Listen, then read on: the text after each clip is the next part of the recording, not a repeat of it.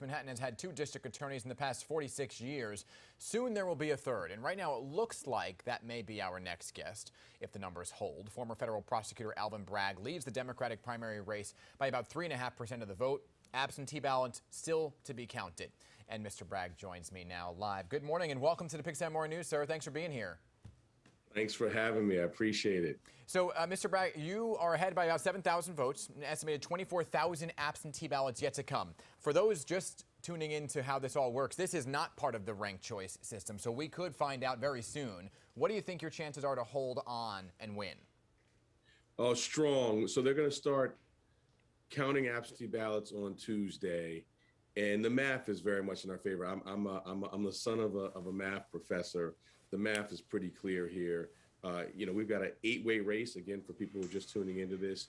And so the notion that, it would be kind of a statistical aberration for anything to happen other than us to emerge here. But of course, we want every vote counted. So we'll wait for that process. But like I said, the math is strongly in our favor. You would certainly make history here. You'd become the first black Manhattan district attorney in history. Let's talk about the issues, sir. Guns, violent crime, public safety, top of everybody's mind. Our polling all along always had crime at the top.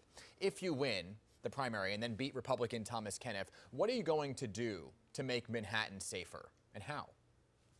No, look, that is the top of everyone's list. I would actually say, pairing it from going around the borough, people want public safety and a fair, equitable system.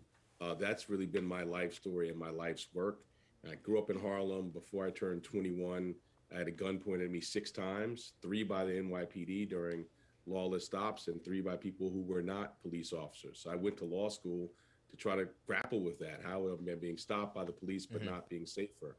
So I've worked both as a civil rights lawyer, holding police accountable, but also, as you mentioned, as a prosecutor, doing gun trafficking cases. And for me, the top of the list in terms of public safety is guns. I had 2 shootings the other night, within a couple of blocks of my home.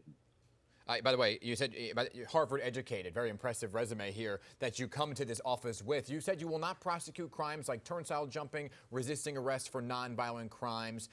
Some would say that maybe create an incentive for more of those crimes and send a message that people can get away with it. What is your response to that? People might say you're soft on crime.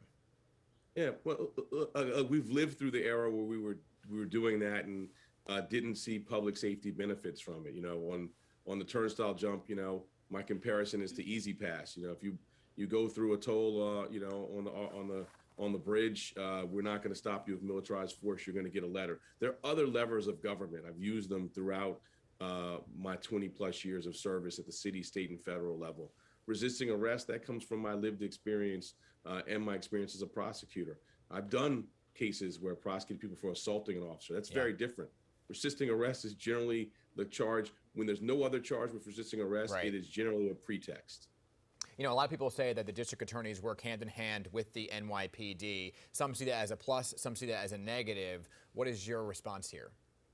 Well, it's a relationship that's important. And in order to address public safety, I think we need to have other actors in. We need to be drawing on community resources, but obviously the NYPD is a big piece.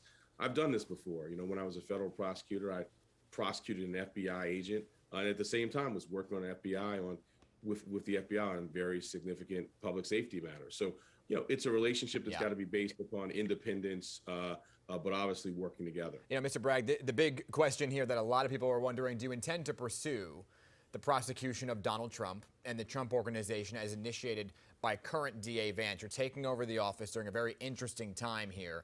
What would you be doing?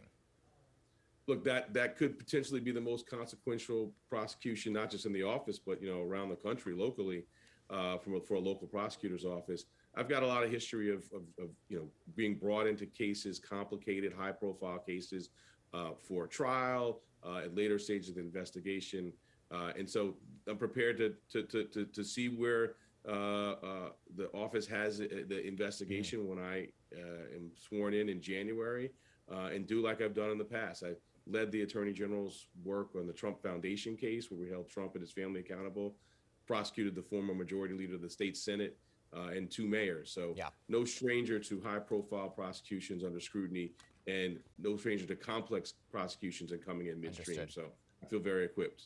All right, Mr. Bragg, if you do in fact win, we'd love to have you back here, okay? And you are joining us in the 9 o'clock hour. It's a little lighter, and for those who always think that lawyers and district attorneys are stodgy and buttoned up with a tie, it is DJ Fridays. Do you have a request that you'd like us to play as we go to a commercial break later?